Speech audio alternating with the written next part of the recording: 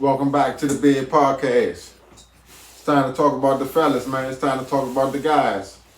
I gotta go in. I gotta go in on y'all. I gotta break the code. Cause the ladies wanna know why we don't hold each other accountable. Why men don't hold each other accountable. Do y'all know what that mean? I mean, when you see men doing fuck shit, when you see your man, or when you hang with your boy and you know he got kids and he ain't taking care of his kids, you know what I'm saying? Stuff like that. We still be rolling with him, going to the club, popping bottles with him. Hold on, man. This nigga don't even take care of his kid. I ain't seen this nigga with his kid in 6 months. I ain't seen this nigga with his kid in 2 years. But that's still your man, though? How that's your man? Nah, we can't be doing that. You gotta call dudes out. You gotta hold them accountable for not being the man that they supposed to be. You know what I'm saying? So the women want to know, because they say they never hear us calling each other out. All they hear us doing is giving each other high fives for sleeping with this girl and sleeping with that girl, or being married to this girl and taking this girl out. But that's what y'all doing out here. So, hey, women talk to me, you know, a little birdie in my ear. They asking me why we don't call each other out. So I said, I'm going to bring it to our attention. I know a lot of men watch the podcast. So I feel like maybe y'all can tell me, brothers, why is it that we don't hold each other accountable for not being the great men that we need to be in our communities and stuff like that? Because the only real men I see that kind of get together is the football coaches and the basketball coaches. They gather all the youngins up and you know, do what they could do with the funds that they be having. And I appreciate, shout out to all the football coaches, Marshall Heights, the rest of them, because I was never into the football stuff, so I don't really know all y'all names out there. But y'all know who I'm talking to. Shout out to y'all. And they say y'all be trying, like, you know what I'm saying, with the single mothers a lot too now, fellas. I don't want to get too deep. You know what I'm saying? Because this, you know, I don't want to get too deep. That's all I'm going to tell y'all. But there's a lot of stuff going on. And if us men hold each other accountable, you know what I'm saying, we can start seeing some brighter futures. So I just wanted to say that to y'all. Y'all know me. I don't be trying to go in too deep. But women want to know, fellas, where's the accountability at for men being men? Like Puff Daddy, Sean P. Diddy Combs. Everybody, the fellas that been around him, they should have been called them out for what he be doing to women, how he be treating women, and what he got going on. Even with the Kim Porter situation, way back then, how he slid in there and did that. Because, you know, Kim Porter was a great woman, whether y'all know that or not. She come from Atlanta.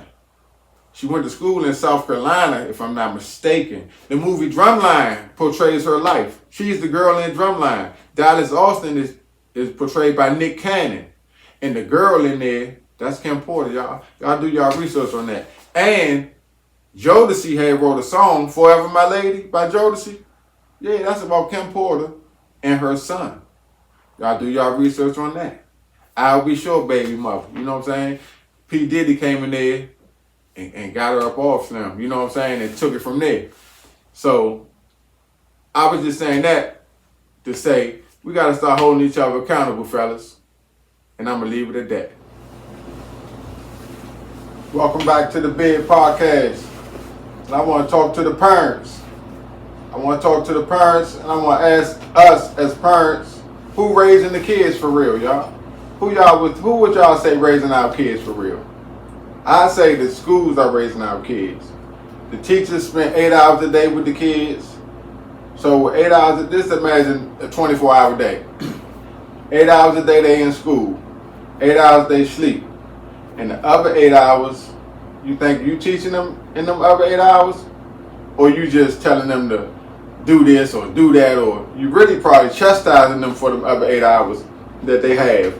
But in reality, the other 8 hours, they probably playing the game. Some of the 8 hours, I'm talking about kids from 5 years old all the way up to 18 years old.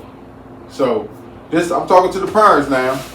And y'all like and subscribe down below, comment, and I'm going to start going live after the 10th episode. We on episode 8 right now, so I'm going to start going live, but I'm just, getting it on. So back to the topic. Let's stay on topic, y'all. So back to the topic. Parents, who are raising your kids right now? So with that time spent, them 24 hours spent in a day, and them 8 hours they spend sleep, and them 8 hours they spend in school, which is really 10 hours from traveling there and traveling back, really 10 hours in school, so that's 18 hours. The other 6 hours, you're not teaching them nothing in them other 6 hours, parents. For real, because you gotta go to work, mommy. Mommy 9 times out of 10 gotta go to work. We don't know what dad doing out here. We hope he going to work and doing the right thing. So, boom. That's the issue that we're having in the communities, is we don't even raise our own kids. The teachers in the schools, that's who really raise our kids. Our kids belong to the school for much time, more time than they really belong to us. So, I don't know what we got to do about that, but I just thought I'd throw that out there to y'all and see could y'all think about something that we need to come up with as a community, at the community meeting. Hey, we got to start going to the community meetings.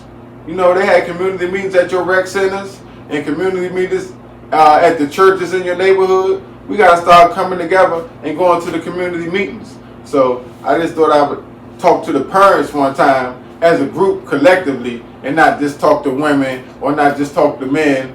So, you know, I thought it was time to just talk to the parents, so we could figure this thing out as parents.